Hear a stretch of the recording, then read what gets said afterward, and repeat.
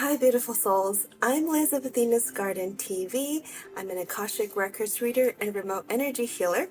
Today I'm bringing you a very special transmission, not scripted and impromptu. It is my birthday month. I was inspired to film today for many different reasons. So if you stumbled upon this video, then this message is for you. It is Virgo season, as you know, and in my previous videos about the energy updates about this period of time, historically, my birthday has been in the lunar July month.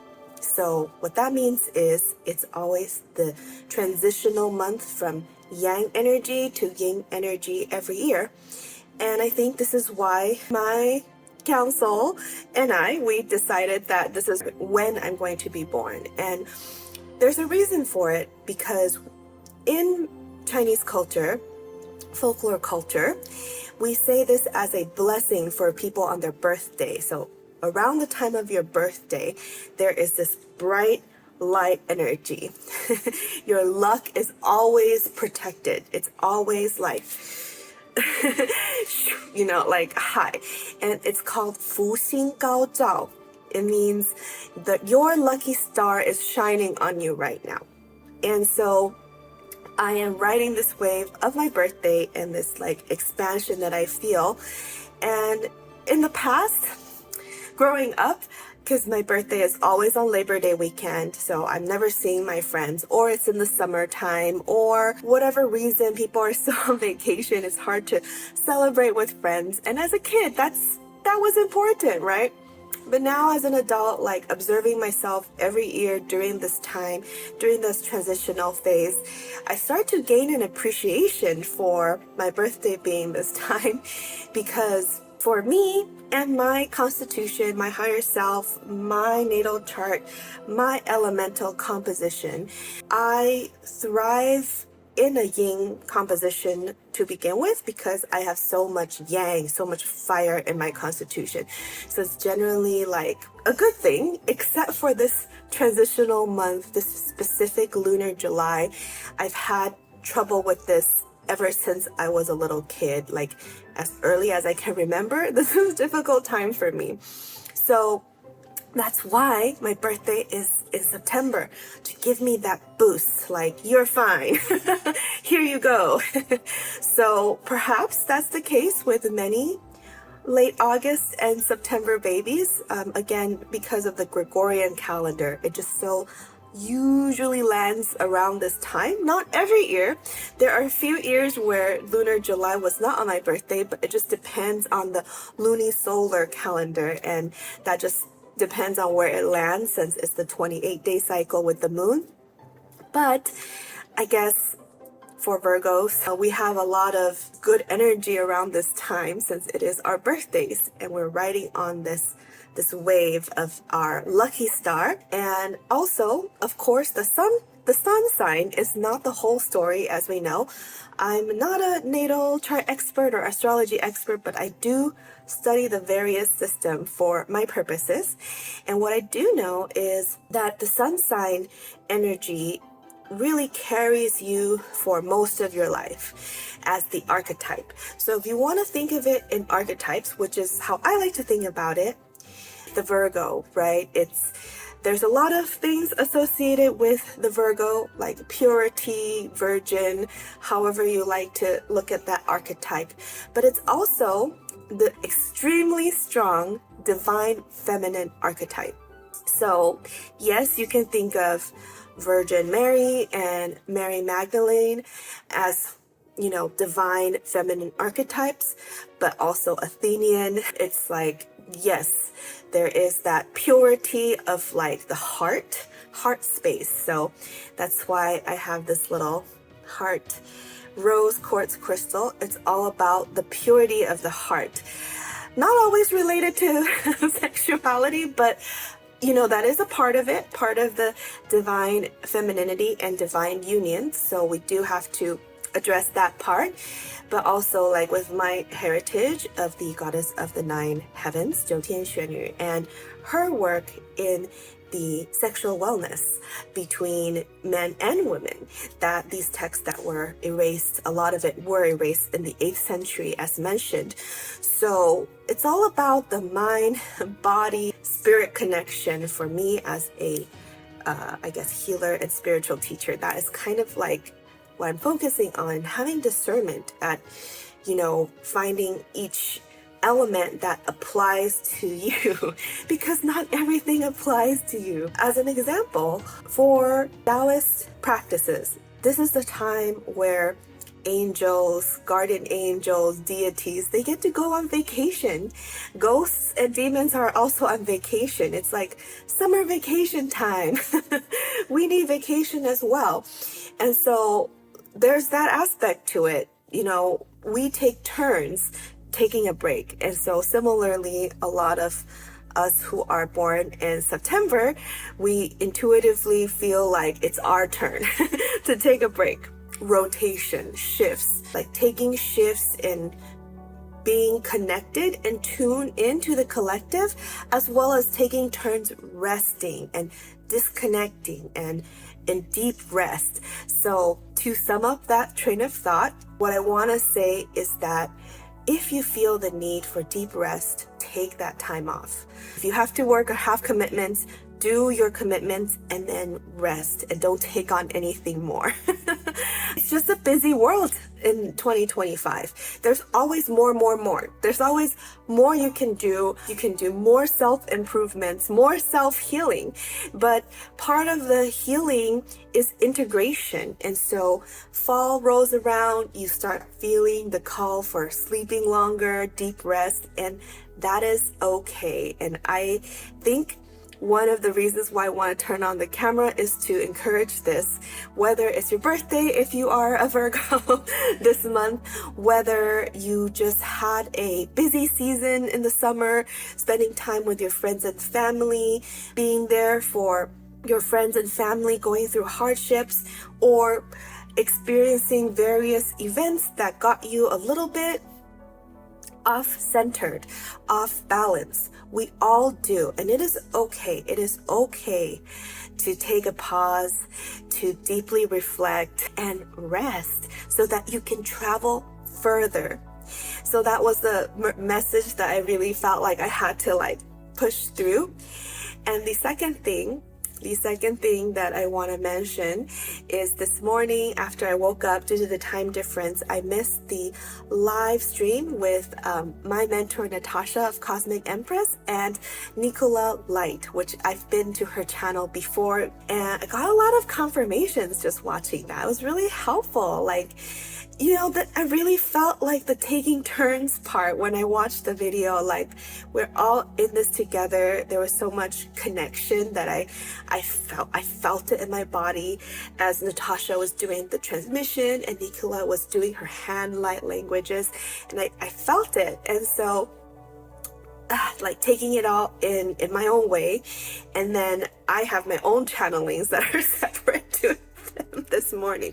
You know, this is how Lightworkers and the collective grid works, and we're all like taking turns, like tapping in and like downloading and uploading and integrating all together, all at once. So just to the part that I want to highlight, Nicola in this transmission had mentioned 999 is coming up, and I'm like, oh, that's right. Thanks for the reminder. I was like, I had like scheduled it in my head maybe a couple months ago, like around like 6/6 or 7/7, right? Because that means 8/8 is coming up and 9/9 is coming up. And Nicola was like, this is 999 here. I'm like, oh, that's right, it's 999. And sometimes you're just so busy, you forget these things. And then when I saw that, I'm like, oh, that's right, it's 999. It's really important. This one is really important for the Virgos, as well as other people that have 9 numerology. So I guess I wanted to push this video out first, but about the 999. So what do I have to say about that? Just give me a minute to like tune in.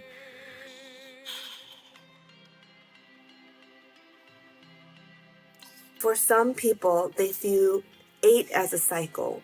For some people, 10 is a cycle, 12 is a cycle. But there are some of us that has 9 as a complete cycle. So this is the case of, you know, people who really are drawn to like 369, you know, Nikola Tesla, amongst other things in sacred geometry. But for example, 9 is the Enneagram, which is like 9. And like for me, I've shared this before, I have a council of 9. I'm one of the members of the 9 council.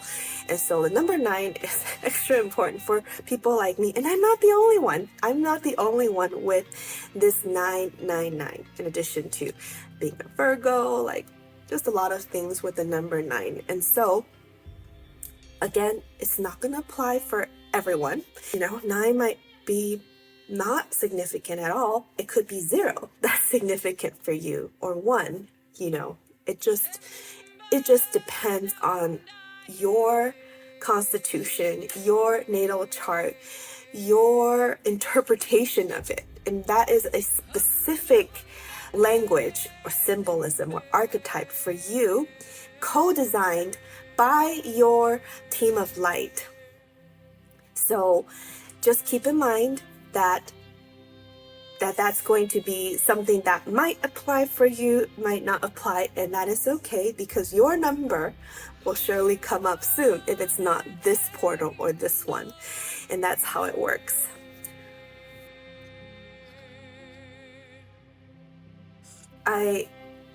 What I'm getting is that there's a lot of continuation with regards to this portal.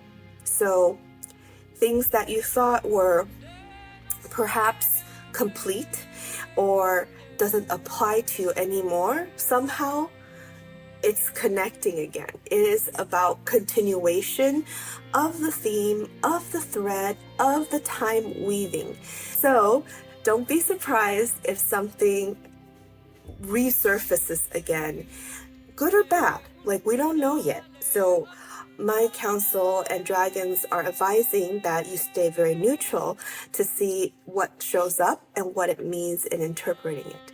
It could be triggering emotionally, it could bring up past wounds, but that's part of the human experience. It's not so black and white.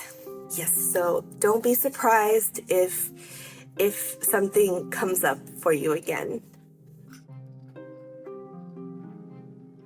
The theme of time showed up for me again when I tuned in, because I had shared this previously on my Instagram and YouTube about the 888 being a time loop with the Alice in Wonderland rabbit hole discussion.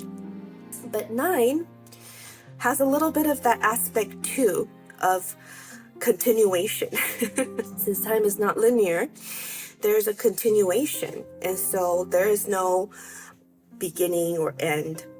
And if you put 3 9s together, it forms, you know, a different shape, which I might create an infographic for you when I'm editing. It's almost like a wave and another wave that comes, and it builds upon the first wave. And so it could be a little bit intense for some of you, and it could be really relaxing, like the gentle waves of the ocean in beautiful paradise like Hawaii or Okinawa or Australia, like that gentle wave and sound to remind you that it's a soft continuation. So you don't have to fear beginnings or ends, and that is the third message that I got about this portal.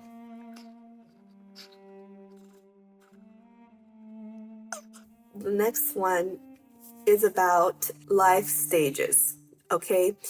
And just they're reminding me that in like Chinese culture and Taoism, the reason why we don't celebrate the 9th birthday, and I'm on my 9th birthday, I will turn 9 before my next decade.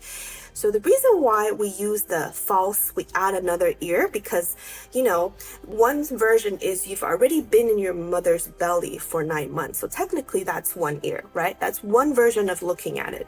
The other reason we do that is so that we're never celebrating the number 9, because that's the year that you might have the biggest challenges and disasters. And so if you don't survive the 9th year, like that's the year you might go because the challenges were so insurmountable. So that's why people celebrate. Like if you're turning 19, you're celebrating 20. If you're turning 59, you're celebrating 60. You want to avoid that 9-year birthday.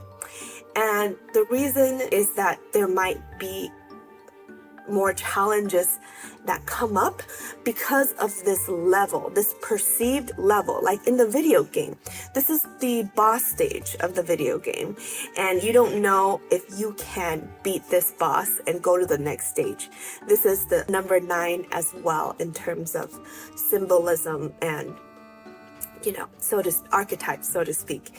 And so 9, there's a fear as well with the 9 years and the 9 symbols and 999, like, can we make it to 1,000?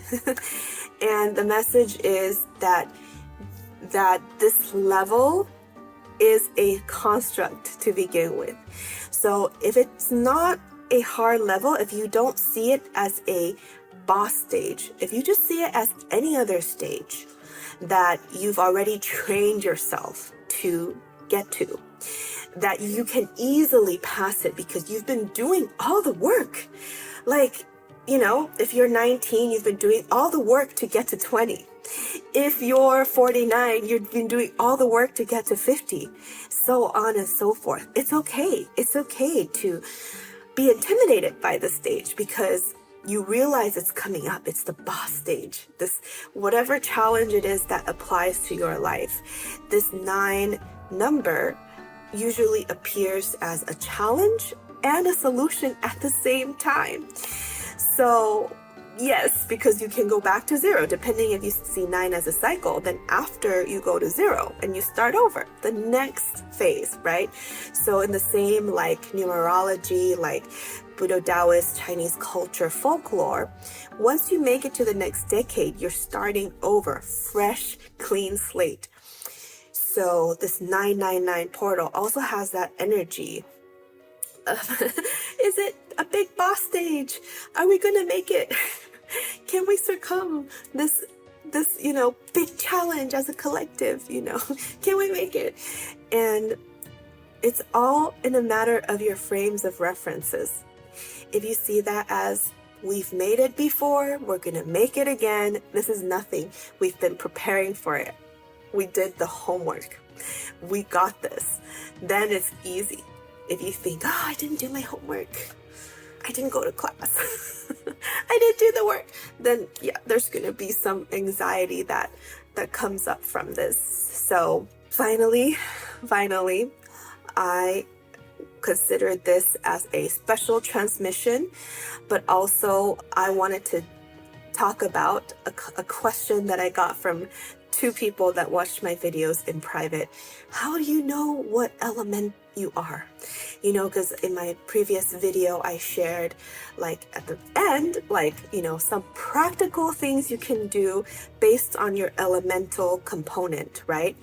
And I didn't have time in that video to explain that you're more than one type. Maybe you have a base element like I do. I'm a fire type, but the different kinds of categories in your different natal charts or 八字 or 紫微斗数 or whatever Vedic astrology, whatever system you use, Greek, they have corresponding elemental magic like alchemy, right? So as an example, like just to help guide you, because you have to look at your own natal chart and your own to apply it, right? And so I was just giving you some tools that you can practice applying with. So to make a long story short, we have different houses, right? In like the Western astrology natal chart system. So for me, my Venus is in Libra. So then I have to see, okay, Venus, what does the Venus house mean? It's about my love relationship, my business, money, because it's all together, like rose quartz, heart chakra. It's all Venus. It's not just love, it's also friendships and how you relate to each other. So my Venus being in Libra, as explained to me by my astrologist when I had my natal chart done, is that I like things to be very balanced and equal. I'm working for win-win situations. But then, considering if I'm experiencing something in my Venus right now, like for my business, as an example, like I want more abundance. I'm just using it as an example. I want more abundance. So then I look at, what I shared in my previous, so Libra, like I look up the elements and I look up the properties. How does fire affect Libra? How does this fire energy for the rest of 2025, what's snake year, affect Libra? So that's how you look at the specific elements. So yes, I'm fire. So fire is like the dominant one that's going to affect me first, kind of like your sun sign. It's going to impact you first. But then with the other details, right? You can look this up yourself. You're capable of doing it. The information is there on the internet. So I just felt like I needed to add a little bit of like guidance there in terms of how to look up your own and apply it. And then after you apply it, then you have to use your discernment. You have to observe it to see, is this true for me? Or is this just some random statistics from 10,000 years ago? You know what I mean? You have to live through it, through your inner wisdom and knowing yourself and applying that wisdom and esoteric knowledge and how to maximize your life. So I forgot to say in my intro, which I'm filming now, that this is a special transmission that I will put as part of Athena's Garden office hours, which the first episode I filmed is going to be uploaded next week after this video, possibly, just because I was writing on my birthday energy, this birthday sun energy that actually gave me like a huge boost that I didn't think I was going to have to even film this special video.